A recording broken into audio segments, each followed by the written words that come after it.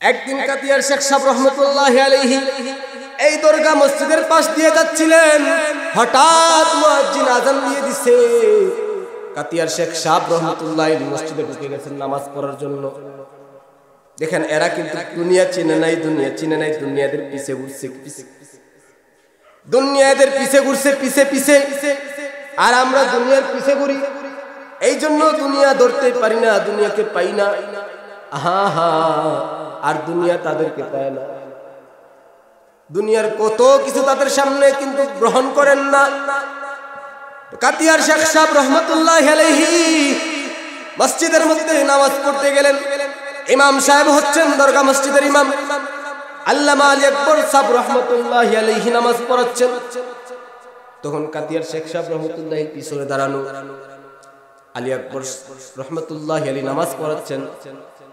যখন উনি রুকুর মধ্যে গেছেন, রুকু থেকে দাঁড়াইছেন, তো দাঁড়ান নাই, দাঁড়ানোর আগেই সিজদার মধ্যে চলে গেছেন। এখন তো কাতিয়ার শেখ সাহেব রহমতুল্লাহি আলাইহি পুরোই অবাক। বিষয়টা কি? এত বড় একজন আল্লাহর নবী আর এত বড় একটা ওয়াজিব নামাজের মধ্যে তরক করে ফেললেন, ওয়াজিব ছেড়ে দিলেন। অবাক হওয়ার মতো বিষয়। আর আসলে কেউ সাহস করে বলতে পারে না। অনেক বড় একজন বুজুর্গ, কেউ সাহস করে বলতেও পারে না হুজুর আপনার এখানে ভুল হচ্ছে, কেউ বলতেও পারে না। নামাজের পরে কাতিয়ার শেখ সাহেব রহমতুল্লাহি আলাইহি উনি হুজুরের কামরায় চলে গেলেন। কামরায় যাওয়ার পর কাতিয়ার শেখ সাহেব রহমতুল্লাহি আলাইহি বললেন, ওগো আল্লাহর ওলি ইমাম সাহেব, আমি একটা জিনিস খেয়াল করছি, নামাজের মধ্যে যখন আপনি রুকুতে যান, রুকু থেকে না দাঁড়িয়ে আপনি সিজদার মধ্যে চলে যান। এখানে তো নামাজ হলো কি হলো না আমার সন্দেহ লাগে। আর আপনি তো ওয়াজিব নামাজ ছেড়ে দিলেন, নামাজের একটা ওয়াজিব ছেড়ে দিছেন। নামাজ আপনি যখন রুকুতে যাবেন, রুকু থেকে সোজা হয়ে দাঁড়াতে হবে, ওয়াজিব। যদি না দাঁড়ান শেষ, সোজা হয়ে দাঁড়াতে হবে মাসলা। আমরা তো অনেক মুসল্লি আছি, আমরা অনেক মুসল্লি আছি, রুকুত গেলাম আর মানে এটা কিতাব ব্যাটারি, কিতাব হইতাম, এটা তো ফুল ব্যাটারি। কি ব্যাটারি? ফুল ব্যাটারি। যায় আর আয়, চার্জ বেশি, সময় কম, এবার চার্জও বেশি। এবার এই তো কি বারসাইরা যায় আর আয়, সেজদা মারে, উঠে আর মারে সুবহানার রাব্বিল আলা হয় কি আর কিছু হয় জানে, বুঝছেন নি? ও হালত। এখন তো আলী আকবর সাহেব রহমতুল্লাহি আলাইহি উনি অবাক হয়ে গেলেন। উনি কাতিয়ার সাহেব রহমতুল্লাহি আলাইহি বললেন, হায় হায় আমি এত বড় ভুল করছি এতদিন ধরে, হায় হায়। উনি অবাক। তখন আলী আকবর সাহেব রহমতুল্লাহি আলাইহি বললেন, তাহলে শুনো, আমি কেন রুকু থেকে সোজা হবে দাঁড়াইতে পারি না? শুনো, আমি যখন রুকুর মধ্যে যাই, রুকুর মধ্যে যাওয়ার পর আমি দেখি যে আমি যেখানে সিজদা দিব সেখানে আমার আল্লাহর কদম মুবারক দেখা যায়। সুবহানাল্লাহ। জোরে বলেন, আমার বানানো কোনো কথা না, জোরে বলেন। যেখানে আমি সিজদা দিব, যখন আমি রুকু থেকে দাঁড়াই, আমি দাঁড়ানোর সুযোগ পাই না, আমি দাঁড়ানোর কোনো সুযোগ পাই না। আল্লাহর ওলি, আমি দাঁড়ানোর কোনো সুযোগ পাই না। আমি যখন রুকুতে থাকি দেখি আমার আল্লাহর কদম মুবারক সিজদার মধ্যে দেখা যায়, যার কারণে আমি রুকু থেকে দাঁড়ানোর আগে আমি সিজদার মধ্যে আল্লাহর কদমে পড়ে যাই। সুবহানাল্লাহ। কেমন ছিল তাদের নামাজ, কেমন ছিল তাদের নামাজ? তখন কাতিয়ার সাহেব রহমতুল্লাহি আলাইহি বলেন ছাত্রদেরকে, শুনো, এখানে আর মাসলা কিচ্ছু চলতো না, এখানে আর মাসলা চলবে না। যেখানে আল্লাহর ওলি আল্লাহকে, আল্লাহর কদম মুবারক দেখতে পাই, আল্লাহকে দেখে দেখে নামাজ আদায় করি, তারা আল্লাহকে দেখে দেখে নামাজ আদায় করি। তাদের নামাজের মধ্যে ছিল খুশু, তারা তো আল্লাহকে দেখে দেখে নামাজ আদায় করে, যার কারণে এখানে আর মাসলা টাসলা কিছু চলবো না। এই ছিল তাদের নামাজ, এই ছিল তাদের দুনিয়া। আল্লাহু আকবার, আল্লাহু আকবার। এই হলো তাদের দুনিয়া। আর আপনার আমার দুনিয়া। এই জন্য এই দুনিয়াতে আমরা আসছি, এই দুনিয়াতে আসার কারণে আমাদের অভাব আসবে, অভাব অনটন আসবে, বিপদ আসবে, আমাদের জানের দ্বারা বিপদ আসবে, আমাদের মালের দ্বারা বিপদ আসবে, আমাদের সম্পদের দ্বারা বিপদ আসবে। আমাদের বিপদ বালা মুসিবত কে দেয়? জোরে বলেন কে দেয়?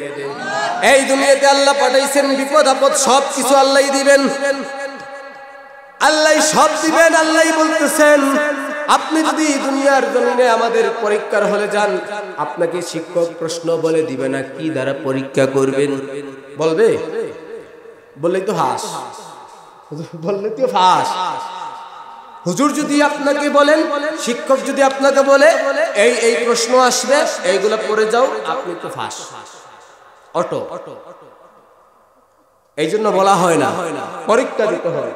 আর এই দুনিয়াটাই হলো আমাদের জন্য পরীক্ষার হল। এই দুনিয়াটা আমার জন্য কি? আপনার জন্য পরীক্ষার হল। এই জন্য দেখেন আমার আল্লাহ কি দ্বারা পরীক্ষা করবেন, আল্লাহ কিন্তু বলে দিয়েছেন। দুনিয়াতে কিন্তু শিক্ষক বলবে না। তাহলে আল্লাহর মহব্বত বেশি, আল্লাহর মায়া বেশি, আপনার কম, ঠিক কিনা? আমরার মায়া কম, আল্লাহর মায়া বেশি। এই জন্য আল্লাহ বলেন, ওয়ালানাবলুওয়ান্নাকুম বিশাইইন মিনাল খাউফি ওয়াল জু'i ওয়া নাকসিম মিনাল আমওয়াল ওয়াল আনফুসি ওয়াস সামারাত ওয়া বাশশিরিস সাবিরিন। আল্লাহ কে বলতেছেন? আল্লাহ। আমি দুনিয়ার জমিনে মুমিনদেরকে পরীক্ষা করবই করব। দুনিয়ার জমিনে মুমিনদের পরীক্ষা আসবে, জানের দ্বারা আসবে, মালের দ্বারা আসবে, সম্পদের দ্বারা আসবে। এই জন্য বিস্তারিত বলা যাবে না। আল্লাহ দুনিয়ার জমিনে মুমিনদেরকে পরীক্ষা করবেন। আল্লাহ বলতেছেন, একটা উদাহরণ দেই, আমাদের সম্পদের পরীক্ষা আসে, আমাদের ফল ফসলের পরীক্ষা আসে। যখন হাওয়ার মধ্যে আপনার ক্ষেত পুড়ে যায়, নষ্ট হয়ে যায়, দেখবেন আপনার আমার অবস্থা কি হয়।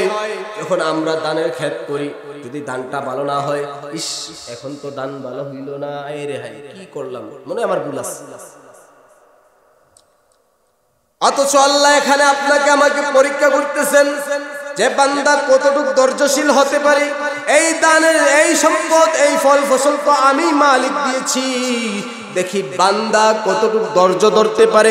যেহেতু মালিক দিয়েছেন, মালিক তো চাইলেও নিতেও পারে। মালিক যেহেতু দিয়েছে, মালিক নিতে পারে কি পারে না? মালিক যেহেতু দিয়েছে, মালিক নিতেও পারে। আমাদের সমাজে অনেক মানুষ আছে যারা দেখবেন, সমাজের মানুষ যদি একটু ফসল নষ্ট হয়ে যায় তাহলে বলবে, হায় হায় এই ছাগল বুঝি আমার ফসল নষ্ট করে দিছে, এই মানুষ এই দিকে যাওয়ার কারণে ফসল নষ্ট করে দিছে, আমাদের সার বেশি দেওয়ার কারণে ফসল নষ্ট করে দিছে। বলি কি বলি না? সবর নাই, আসেনি সবর নাই, একটু আমাদের ভিতরে সবর নাই। অথচ আল্লাহ বলেন, সুসংবাদ তাদের জন্য, সুসংবাদ তাদের জন্য যারা ধৈর্য ধারণ করবে, যারা সবর করবে। সাবিরিন বান্দাদের কাতারে আসে, যারা সবর করবে তাদের জন্যই সুসংবাদ। অথচ আপনার আমার ভিতরে সবর নাই, আমরা সবর করতে পারি না, ধৈর্য ধারণ করতে পারি না। এই জন্য আমাদের এই অবস্থা, এই দুর্দিন, এই অবস্থা, এই দুর্দিন। এই জন্য আমাদের ভিতর সবর নাই। একটা কথা মনে রাখবেন, দুনিয়া যেহেতু, দুনিয়া নিয়ে কথা বলতেছি, এই দুনিয়ার সম্পদ আল্লাহ দিয়েছেন, এই ধন সম্পদ দেনেওয়ালা হলেন আল্লাহ, এই সম্পদ আবার কেড়ে নেওয়ালাও হলেন আল্লাহ। বিশ্বাস আছে? আছে। এই সম্পদের মালিক আল্লাহ, এই সম্পদ আল্লাহ আমাকে দান করেছেন, আবার এই সম্পদ আল্লাহ কেড়ে নিতে পারেন। এই জন্য ধৈর্য ধারণ করা লাগবে। বান্দা ধৈর্য ধরতে হবে, ধৈর্য ধারণ করো বান্দা, আল্লাহ তোমার জন্য সুসংবাদ রাখছে। ধৈর্য ধারণ করতে হবে। আজ তো আমাদের ভিতরে ধৈর্যটা নাই। এই জন্যই আমরা সব সময় সবকিছু আগে বুঝি, সব সময় সবকিছু আগে বুঝি, কিন্তু মরব, মৃত্যু আসবে, এই চিন্তাটা আপনার আমার ভিতরে নাই, একদম নাই। দুনিয়াতে মালিক পাঠিয়েছি, আবার চাইলে মালিক দুনিয়ার জমিন থেকে যে কোনো সময় আপনাকে আমাকে তুলে নিতে পারে, যে কোনো সময় তুলে নিতে পারে। একটু মরণের চিন্তা করতে হবে। ইমাম মালিক রহমতুল্লাহি আলাইহি, ইমাম মালিক রহমতুল্লাহি আলাইহি একদিন স্বপ্ন যুগে আপনার আমার পয়গম্বর জনাবে মুহাম্মদুর রাসূলুল্লাহ সাল্লাল্লাহু আলাইহি ওয়াসাল্লামের সাক্ষাৎ। তখন আল্লাহর রাসূলকে জিজ্ঞেস করলেন, ইয়া রাসূলুল্লাহ, ইয়া হাবিবাল্লাহ, ওগো আল্লাহর নবী, আপনি কি বলতে পারেন আমি আর কতদিন বাঁচব? ওগো আল্লাহর পয়গম্বর, আপনি কি জানেননি, আপনি কি বলতে পারবেননি আমি কয়দিন বাঁচব, কতদিন থাকব? আল্লাহর নবী 5টা আঙ্গুল দেখালেন। 5টা আঙ্গুল দেখানোর পর ইমাম মালিক রহমতুল্লাহি আলাইহি অবাক, ভয় পেয়ে গেলেন, ঘুম ভেঙে গেল, হতাশ হয়ে গেলেন। কি দেখলাম, কি দেখলাম? আল্লাহর নবী আমাকে 5টা আঙ্গুল দ্বারা কি বুঝাইলেন? আমি কি 5 দিন বাঁচবো, নাকি 5 ঘন্টা বাঁচবো, নাকি 5 বছর 5 মাস বাঁচবো? এই চিন্তায় তিনি বিমূঢ় হয়ে গেলেন, চিন্তা করতেছেন, হতাশ হয়ে গেছেন। আমি তো আল্লাহর রাসূলকে জিজ্ঞেস করেছিলাম কয়দিন বাঁচবো, কয়দিন দুনিয়াতে থাকবো। আল্লাহর নবী তো 5টা আঙ্গুল দেখি কিছু বললেন না, চলে গেছেন। এত অবাক উনার প্রশ্ন আর আঙ্গুল দ্বারা এটাই বোঝায় যে 5টা আঙ্গুল দ্বারা 5 দিন, 5 মিনিট, 5 ঘন্টা, 5 মাস, 5 বছর হইতে পারে। এখন তিনি অবাক, তিনি খাদেমকে ডাক দিলেন, খাদেমকে ডাক দিয়ে বললেন, খাদেম, এমন এমন ঘটনা। ওই যুগের একজন আল্লাহর ওলি ছিলেন, স্বপ্নের ব্যাখ্যাদাতা। আজ তো আমাদের সমাজে এমন এমন মানুষ আছে, স্বপ্ন দেখলেই টাকা করে বেশি দিয়ে হইলে, ওগো ভাই ওখান দেখছি কিতা তো কইবানি মাতুন না কেন, এই কিতা আমি তো বাস্তবতা কইলাম না। স্বপ্নের ব্যাখ্যা কি সবাই দিতে পারে? ওয়াল্লাহ এখান দেখছে কি, এখান দেখছি গেলা কাগজ বেশি সারা, ওগো আফা ওখান দেখছি না, ওখানে কিতা গো কিতা বুঝলাম না, বালান না বা। আচ্ছা হোক কথা, তারা যদি স্বপ্নের ব্যাখ্যা দিলাই তো তাহলে মুফতি হল দিতে পারে, মুফতি হল খেলে তারা মুফতি হইলে ভরিয়া। বেটিয়ে যদি স্বপ্নের ব্যাখ্যা দিলে, আর বেটায় আমরা মুরব্বী চাচা যদি স্বপ্নের ব্যাখ্যা দিলে, আসেনি আমরা সমাধিত অবস্থা? না, কখনো বলবেন না স্বপ্নের ব্যাখ্যা সবাই দিতে পারে না। আপনি যদি কোনো বিস্ময়কর স্বপ্ন দেখেন, হতাশ হওয়ার মতো স্বপ্ন দেখেন, আপনি নিকটবর্তী আপনার নিকটস্থ মাদ্রাসায় যাবেন, মুফতি কারাম যদি থাকে মুফতি সাহেবের কাছে বলবেন যে হুজুর আমি এমন এমন একটা স্বপ্ন দেখছি, আমাকে একটু কিছু বলেন। তিনি আপনাকে ব্যাখ্যা দিতে পারবেন, অন্যথায় কেউ আপনাকে ব্যাখ্যা দিতে পারবে না। আপনার চাচি পারবে না, আপনার মা পারবে না, আপনার দাদিও পারবে না। আমাদের সমাজে তো এটাই প্রচলন, আমরা আমার দাদি, নানি, চাচি, খালা যার কাছে পারি গিয়া, ওগো ওটা দেখছি গো, আমি তো এই মুগনি লন্ডন, ইয়াল্লা গো টেকা পাইলু মুনি গো, ইয়াল্লা গো আমার ফুরিলে গো জামান দেছি সব পুরো তা ভাই মুনি লাদা মান, ঠিক কি না? জোরে বলে না না না, এই রকম করা যাবে না। স্বপ্নের ব্যাখ্যা একমাত্র মুফতিয়ানে কেরামগণ দিতে পারবেন। আপনি যদি কোনো স্বপ্ন দেখে থাকেন, আপনি আপনার নিকটস্থ মাদ্রাসায় যাবেন, উলামায়ে কেরামদের কাছে যাবেন, উলামায়ে কেরামের শরণাপন্ন হবেন, তাদেরকে বলবেন, তারাই আপনাকে সঠিক একটা ব্যাখ্যা দিবে।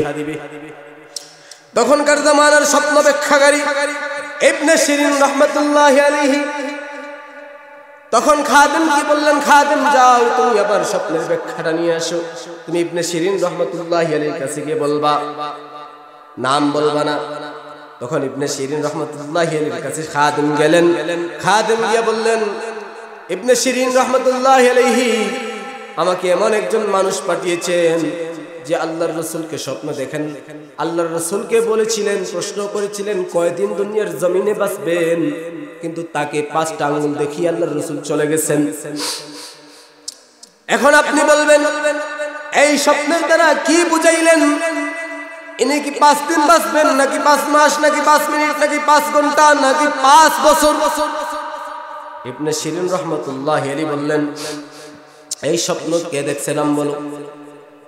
খাদিম তো নাম করে না, নিষেধ দিচ্ছেন না, খাদিম তো নাম করে না। এখন খাদিম তো নাম বলে না, ইবনে সিরিনও বলেন তুমি যদি নাম না বলো আমিও তোমার ব্যাখ্যা দিব না, যাও নাম বলো ব্যাখ্যা দিও। তিনি চলে গেলেন। ইমাম মালিক রাহমাতুল্লাহ আলাইহি বললেন যে আমি ইবনে সিরিন রাহমাতুল্লাহ আলাইহির কাছে বলছি, তিনি যে স্বপ্নের ব্যাখ্যা দেন নাই, নাম বলতে হয়। এখন কি করবেন? এখন যদি বলতেন ওইখানে দাঁড়িয়ে যদি বলতেন যে স্বপ্নের ব্যাখ্যা প্রথমে বলছিলেন আমি দিছি, এখন যদি বলেন ইমাম মালিক স্বপ্ন দেখছেন তিনি উত্তর দিয়েছিলেন, এখন যদি বলেন ইমাম মালিক, পিটাইব না? এই জন্য চলে আসছে। আসার পর ইমাম মালিক রাহমাতুল্লাহ আলাইহি বললেন আসো চলো। চলে গেলেন ইবনে সিরিনের বাসভবনের দিকে। ইবনে সিরিনের বাসভবনের দিকে রওনা দিলেন। ইবনে সিরিন খবর পেয়ে গেলেন ইমাম মালিক হাজির দরজার মধ্যে। ইবনে সিরিন তো পাগল হয়ে গেলেন, হায় হায় এত বড় জমানার ইমাম মালিক আসছে আমার দরজার মধ্যে। ইবনে সিরিন রাহমাতুল্লাহ আলাইহি দৌড়ে আসলেন। ইমাম মালিক রাহমাতুল্লাহ আলাইহি ইবনে সিরিনকে বললেন আমার স্বপ্নের ব্যাখ্যাটা বলো আগে। ইবনে সিরিন বললেন ইমাম মালিক রাহমাতুল্লাহ আলাইহি আমি কিন্তু আগেই বুঝে ফেলেছি যে এই স্বপ্ন আপনি ছাড়া এই জামানায় কেউ দেখার অধিকার নাই, কেউ দেখতে পারবে না। সুবহানাল্লাহ বলেন। তিনি আগেই ধারণা করেছেন যে এই স্বপ্ন যদি দেখে থাকেন তাহলে ইমাম মালিকই দেখছেন। সুবহানাল্লাহ, উনার ভিতরে এই ধারণা আগেই আসছে। তখন ইমাম মালিক রাহমাতুল্লাহ আলাইহি বললেন যে শোনো ইমাম মালিক, এই 5 আঙ্গুল দ্বারা, এই 5টা আঙ্গুল দ্বারা আপনাকে কিন্তু 5 দিন 5 মাস 5 মিনিট 5 ঘন্টা 5 বছর বাঁচার কোনো ইঙ্গিত দেওয়া হয় নাই। কি দেওয়া হয় নাই? মৃত্যুর কোনো ইঙ্গিত দেওয়া হয় নাই যে তখন মরে যাবেন, 5 দিন পরে মরে যাবেন, কোনো ইঙ্গিত দেওয়া হয় নাই। তাহলে কি? ইবনে সিরিন রাহমাতুল্লাহ আলাইহি বললেন এই 5টা আঙ্গুলের ইঙ্গিত দ্বারা আল্লাহ সূরা লুকমানের 5টা আয়াতের দ্বারা ইঙ্গিত করেছেন। সূরা লুকমানের 5টা জায়গার কথা ইঙ্গিত করেছেন। ওইখানে সূরা লুকমানের মধ্যে আল্লাহ একটা আয়াতের মধ্যে 5টা বাণী উল্লেখ করেছেন, 5টা কথা বলেছেন। ওই 5টা কথার দিকে ইঙ্গিত করেছেন, ওই দিকে লক্ষ্য করো, ওই দিকে লক্ষ্য করো, ওই দিকে লক্ষ্য করো, সূরা লুকমানের দিকে লক্ষ্য করো। তিনি তো আর বুঝেন নাই, 5টা আঙ্গুল দেখাই তো শেষ, চলে গেছিলেন। ওই সূরা লুকমানের দিকে ইঙ্গিত দিলেন। কি 5টা জিনিস বলবো নি? শুনতে রাজি আছেন নি? শেষ করিলাই এখন তা ভালো লাগে। আমিও সিলেটি, ভালো লাগা তো হতো, খালি তো ভালো লাগে, খালি দেখাইয়া আর কত গালি ভালো লাগে। সিলেটি যে মূল্যায়ন দিতে আমরা আমাদের ঘরের মানুষকে যদি মূল্যায়ন না দেই, শুনে রাখো মুসলমান, জায়গায় জায়গায় জুলুমের শিকার হওয়া লাগবে। আজ যদি আপনি আমি ঘরের মানুষকে মূল্যায়ন না দেই, এমনও দিন আসবে আপনার আমার কপালে জায়গায় জায়গায় বেজ্জত হওয়া লাগবে আপনাকে আমাকে, শুধু ঘরের মানুষকে মূল্যায়ন না দেওয়ার কারণে। আমরা তো মূল্যায়ন দেওয়াই জানি, বুঝছেন? এই জন্য ঘরের মানুষকে মূল্যায়ন দেওয়া লাগবে। যাই হোক, সময় সংক্ষিপ্ত করে দিচ্ছি। এই 5টা কথা বলে আমার কথা এখানে সংক্ষিপ্ত করে নিব। এখানে আল্লাহর রাসূল এখানে 5টা আঙ্গুল দ্বারা ওই সূরা লুকমানের দিকে ইঙ্গিত করলেন। আল্লাহ রাব্বুল আলামিন সূরা লুকমানের মধ্যে বলেন ইন্নাল্লাহা ইনদাহু ইলমুস সাআহ। প্রথম নাম্বার হলো ইন্নাল্লাহা ইনদাহু ইলমুস সাআহ। কিয়ামত কখন হবে এই ইলম একমাত্র কার জানা আছে? বলেন, আপনি জানেন নি? আপনার জানা আছে কখন হবে? কেউ জানি? কিয়ামত কখন হবে আল্লাহর নবীকেও জানান নাই, আল্লাহর কোন পয়গম্বরকে জানান নাই, কাউকে আল্লাহ জানান নাই। এই ইলম কার কাছে? একটু জোরে বলেন, এই ইলম কার কাছে? বুঝি না দুয়ারার মানুষ কি তা বলো মিরাইছি শুনলাম তো যে তোর মাত্তাছি নই আল্লাহর নামটা জুড়ে হই না, আর তো কিছু হইয়ান না, খালি তো আল্লাহর নামটাও হইতে হইয়ান। কারণ আল্লাহর নামের মাঝে মজা আছে, মজা মজা বুঝইনি খাওয়ার মজা। আল্লাহর নামের মধ্যে আলাদা একটা পাওয়ার, আলাদা একটা মজা। আল্লাহু আকবারের ধ্বনি দিলে দেখবেন ইমানই চেতনা বেড়ে যায়। কি বেড়ে যায়? ইমানই চেতনা বেড়ে যায়। এই জন্য আল্লাহর নামটা একটু অন্তর থেকে মহব্বতে নিবে। ইন্নাল্লাহা ইনদাহু ইলমুস সাআহ, একমাত্র কিয়ামত কখন হবে এই ইলম কার কাছে? আল্লাহর কাছে। আল্লাহ ছাড়া কেউ বলতে পারবে না কিয়ামত কখন হবে। আল্লাহ ছাড়া কেউ বলতে পারবে না কখন কিয়ামত হবে। এই জন্য এই ইলম আল্লাহর কাছে। 2 নম্বর হলো শর্ট করছি, 2 নম্বর হলো আল্লাহ রাব্বুল আলামিন বলেন 2 নম্বরে ওয়ায়ুনাজ্জিলুল গায়স, ওয়ায়ুনাজ্জিলুল গায়স, বৃষ্টি কখন হবে কে জানে? ভুল হইছে তো ভুল হইলা, আবহাওয়া হয় না। বৃষ্টি কোন সময়?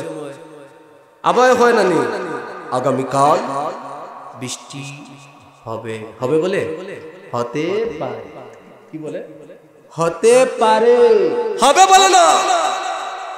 তার 14 গোষ্ঠীও বলতে পারবে না কখন বৃষ্টি হবে, কোন সময় বৃষ্টি হবে। এই ইলম কার কাছে? আল্লাহর কাছে। কোন আবহাওয়ার অফিসের কোন সদস্য বলতে পারবে না কখন বৃষ্টি হবে। এই জন্য দেখবেন তারা আগের দিন খবরের মধ্যে বলে আগামীকাল, আবহাওয়া অফিস থেকে বলতেছে আগামীকাল এমন সময় এই মুহূর্তে বৃষ্টি হওয়ার সম্ভাবনা আছে। হবে বলে না, বলেনি। এইটা কে জানে? আল্লাহ। এই জন্য ভাইরা আমার, ওয়ায়ুনাজ্জিলুল গায়স, একমাত্র বৃষ্টি কখন হবে একমাত্র আল্লাহ জানে। আল্লাহ ছাড়া কেউ জানে না। কিন্তু আমাদের সমাজে অনেক মানুষ আছে, অনেক মুরব্বী আছে, অনেক মা বোন আছে।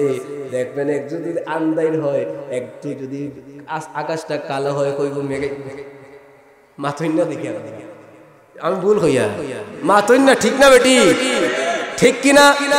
একটু যদি আকাশকে মেঘাচ্ছন্ন দেখা যায়, আকাশে যদি একটু কালো ছায়া পড়ে যায়, দেখবেন আমাদের মুরব্বী বাবা বলবে এই কাপড় বাহিরে দিও না। আমার মা বলবে কাপড় বাহিরে দিও না, বৃষ্টি আসবে। এই ধানটা শুকাইতে দিও না, বৃষ্টি আসবে। কেমনে জানবেন? আল্লাহ তো বলেন ওয়ায়ুনাজ্জিলুল গায়স, বৃষ্টি কখন হবে একমাত্র কে জানে? আল্লাহ জানে। কিন্তু দেখবেন আমাদের সমাজে অনেক মা বোন আছে, অনেক বাবা আছে, যারা না জেনে এই কথাগুলা বলে। না না, এগুলা বলা ঠিক না। কিন্তু অনেক সময় বলে দেখেন এখন বৃষ্টি আসবে, রাত্রে বৃষ্টি হবে, এইগুলা বলবেন না।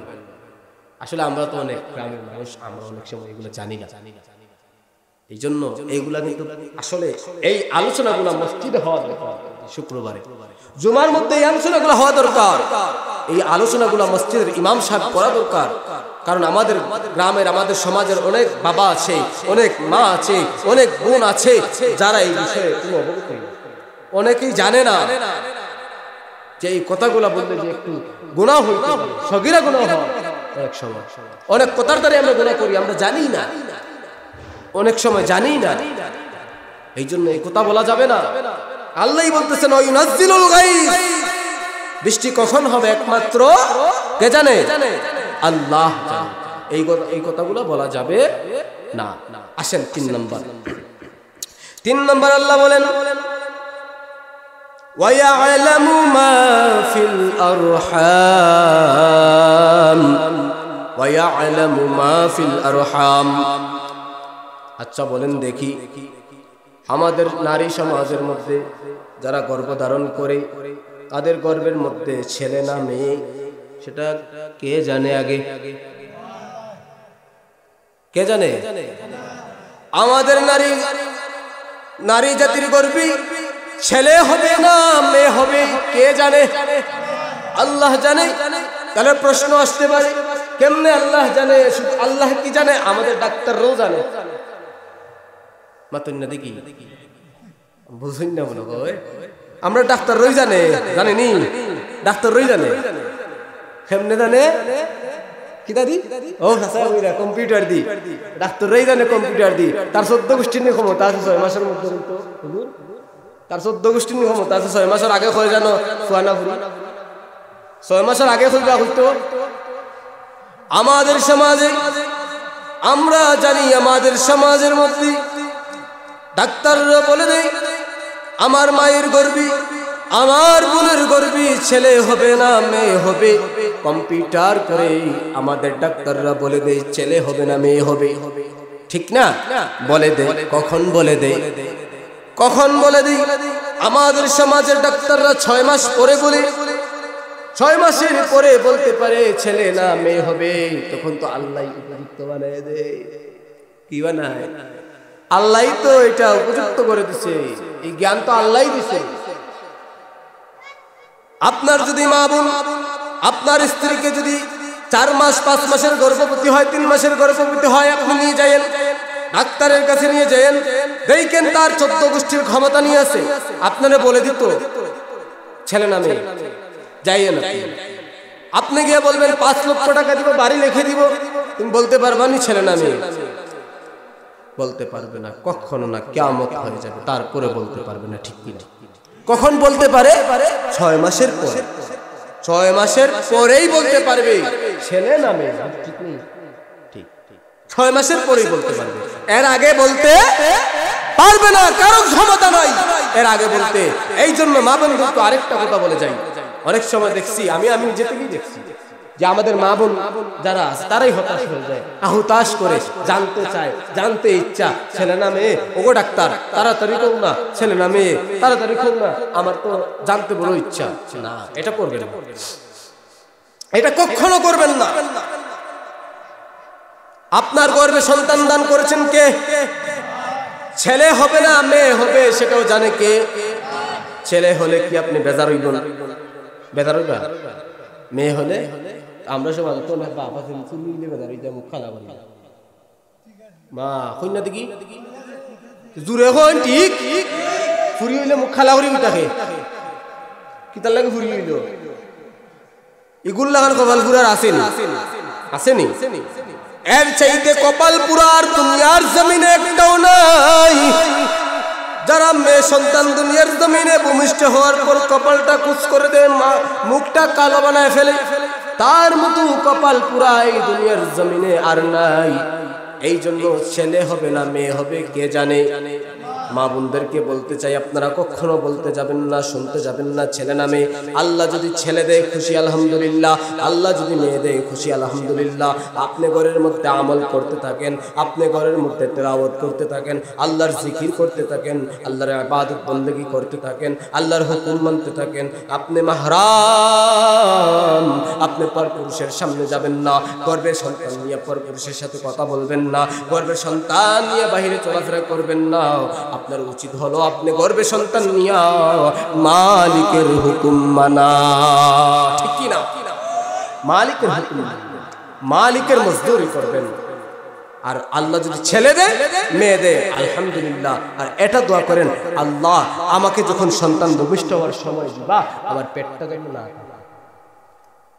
এই একটা ভাইরাস আমাদের সমাজে বলমনি অনেক কিভাবে জারুজি বেজার হইবে না আমাদের সমাজে অধিকাংশ মা বোনদের পেট কেটে সন্তান বাইর করতে হয় কেন এই সমস্যা এখানে অনেক মুরব্বী বাবারা আছেন যারা কখনো কোনদিন ডাক্তারের শরণাপন্ন হন নাই কখনো ডাক্তারের কাছে যান নাই অনেক আমার মা বোনরা আছে অনেক মারা আছে যারা ক্ষেতের মধ্যে কাজ করতেছে ধান মইতেছে আমরা বলি মইতেছে আপনারা বলেননি ধান মইতেছে মানে ওই যে ধানের যে সুসাগুলা এইগুলা বাতাসের সাথে যে যায় এগুলা কি বলেন এই কাজগুলা করতেছে অনেক সময় প্রেগনেন্ট অবস্থায় সন্তানকে পেটের মধ্যে ধারণ করে এই কাজগুলা করতেছে আর রাতে শোনা যায় সন্তান দুনিয়ার জমিনে ভূমিষ্ঠ হয়ে গেছে আল্লাহু আকবার আর এখনকার মা কি যায় অবস্থা সন্তান হওয়ার সময় হলে যখন সন্তান গর্ভের মধ্যে চলে আসে সন্তান গর্ভে আসার পর দেখবেন আমাদের যে সন্তানের বাবা তার ভিতরে একটা টেনশন চলে আসে তার ভিতরে একটা টেনশন। কি টেনশন? হায় হায়, আমার স্ত্রী যখন সন্তান হওয়ার সময় আসবো, এত টাকা কই পাবো, এত টাকা আমি কই পাবো, এত টাকা লাগবো, 50-60 হাজার টাকা পেট কাটতে লাগবো, টাকা পেরেশান। এই হচ্ছে আমাদের সমাজ।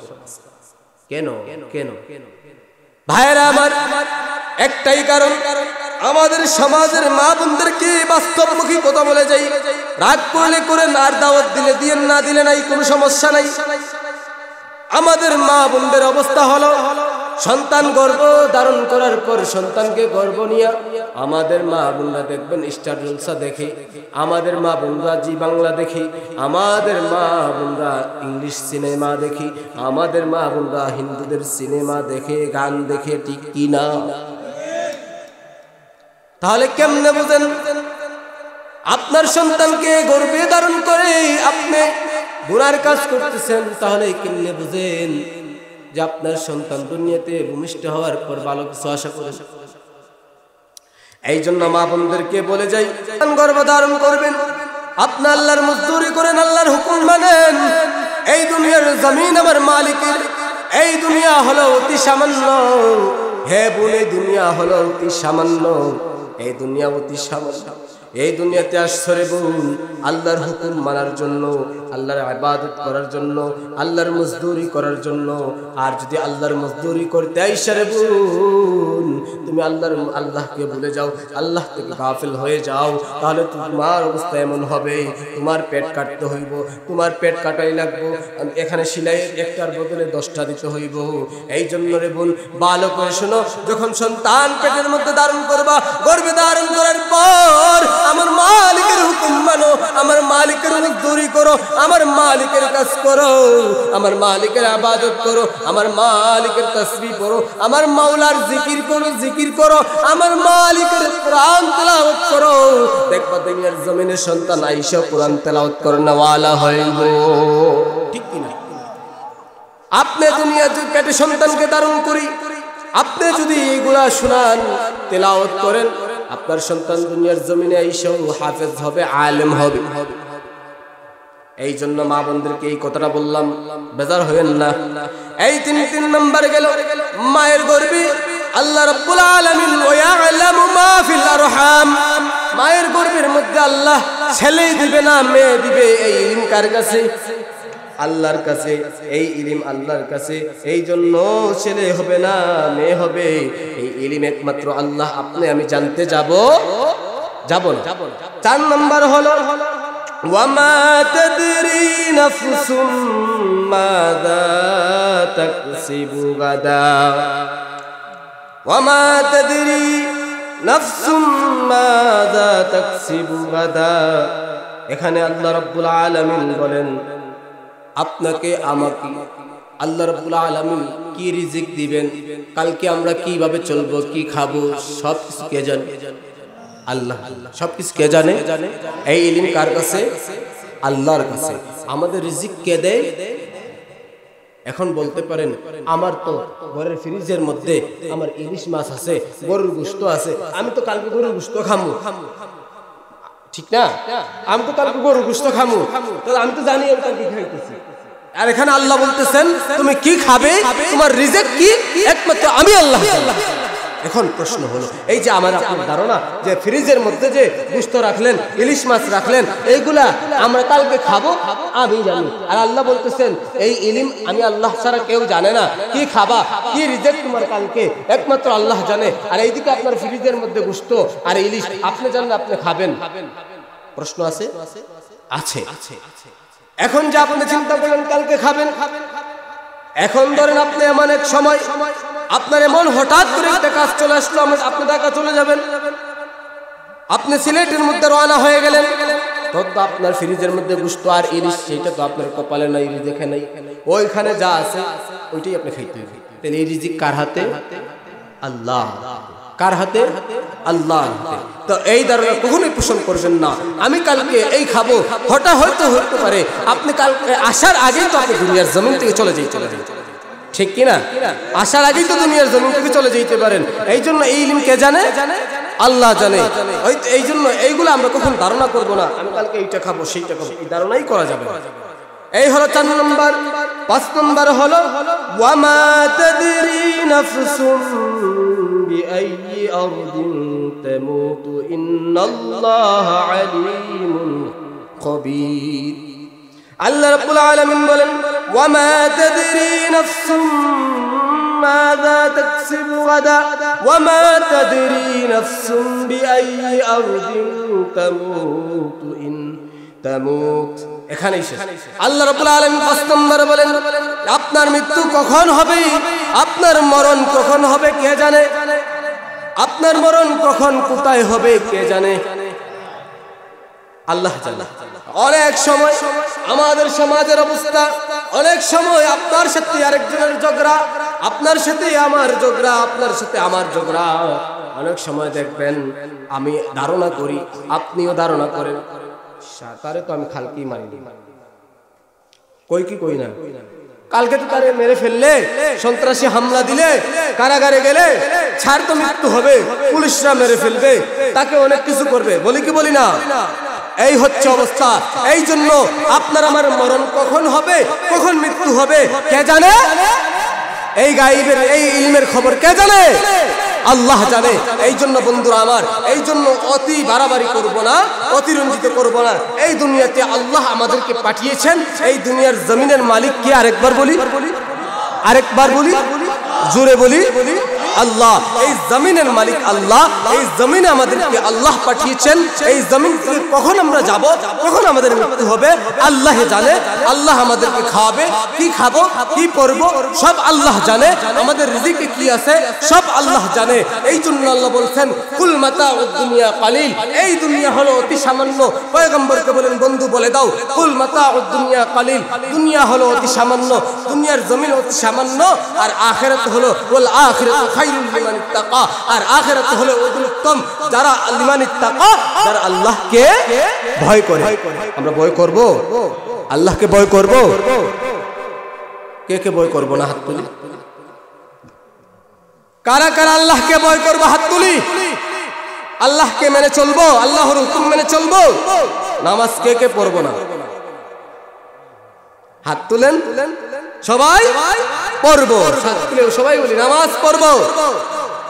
যুবক ভাইরা অনেক দেখতেছি আমাদের মতো যুবক, দেখো ভাই এই দুনিয়া অতি সামান্য। আমি কিন্তু এখানে কোনো বিষয় নিয়ে আসি না যে এই বিষয় নিয়ে ওয়াজ করব, না, আমার এই টার্গেটই ছিল না। আমি ছিল আমার টার্গেট অন্য একটা সাবজেক্ট নিয়ে আলোচনা করব। যখন দেখছি এখানে মুরব্বী থেকে যুবক, তখনই আমি দুনিয়া নিয়ে আসি। যখন দেখছি আমার মতো যুবক, এই জন্য দুনিয়া নিয়েই আলোচনা করলাম। আল্লাহ রাব্বুল আলামিন যেন আমাদেরকে এই অতি সামান্য দুনিয়ার মধ্যে আল্লাহর হুকুম মেনে নবীর তরিকায় জীবন যাপন করে, এই যে আমাদের অনেক যুবক ভাই দেখেন, আমিও আপনার মতো, আমার বয়সও বেশি না, গালের মধ্যে আলহামদুলিল্লাহ নবীজির সুন্নাত, আমিও আপনাদের কাছে দাওয়াত রেখে যাব।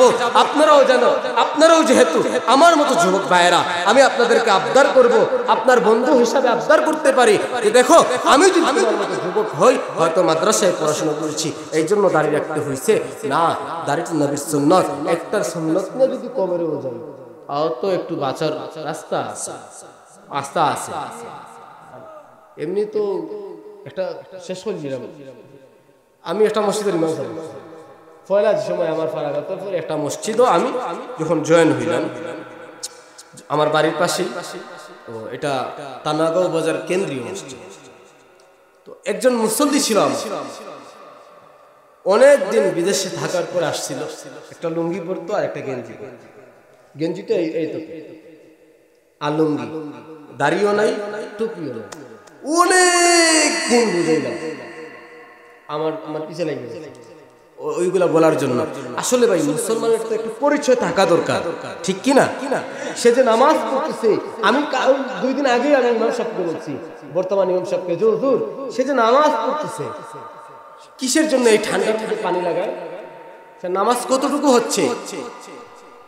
হুজুরও বলছিল কতটুকু হচ্ছে ভাই আমাদের মুসলমানের একটা পরিচয় থাকা দরকার, একটা পরিচয় থাকা দরকার। কি পরিচয়? আমাদের পরিচয় হবে নবীজির তরিকায় চলা, নবীজির সুন্নতকে আমরা বাস্তবায়ন করা, নবীজির সুন্নতকে আমরা আমাদের জীবনের মধ্যে চলার পথে বাস্তবায়ন করা, আঁকড়ে ধরা। হয় আমরা দাঁড়িয়ে রাখবো, সবাই নবীজির সুন্নত মেনে চলবো, মাথায় টুপি অনেক সময় সবাই দিতে পারি না, তারপরে তো দাড়ি তো সবাই রাখতে পারি, দাড়ির তো সমস্যা নেই। আরে বেটি ওজন করলে খরচ নাই না, দাড়ি তো রাখতাম পারবো, খিতা ভাই দাড়ি তো রাখতাম পারবো, কিন্তু ওই যে বউ পাইছি না, আমরা তো বউ পাইছি, দাড়ি তো রাখছি, বউ তো পাইছি আলহামদুলিল্লাহ মাশাআল্লাহ। এই জন্য যুবক ভাইয়েরা একটাই আবদার, আমিও তোমাদের মতো যুবক, আমরা সবাই নবীর তরিকায় চলবো, নবীজির তরিকা নবীজির সুন্নতকে আমরা আঁকড়ে ধরবো। আর যারাই আমার নবীর বিরুদ্ধে, আমার নবীর বিরুদ্ধে যারা আঙ্গুল তুলবে, আমার নবীর বিরুদ্ধে যারা কলম ধরবে, আমরা তাদের আঙ্গুল ভেঙে ফেলবো, তাদের কলম আমরা ছুঁড়ে ফেলে দিব, আমরা তাদেরকে রুখে ধরবো ইনশাআল্লাহ। আল্লাহ আমাদেরকে যেই কথাগুলো বললাম আপনাকেও আমাকেও আমল করার তৌফিক দান করুন এবং পরিশেষে সবাইকে আমল করার তৌফিক দান করুন। আমিন। ওয়া আখিরু দাওয়ানা আলহামদুলিল্লাহি রাব্বিল আলামিন। আসসালামু আলাইকুম ওয়া রাহমাতুল্লাহি ওয়া বারাকাতুহু।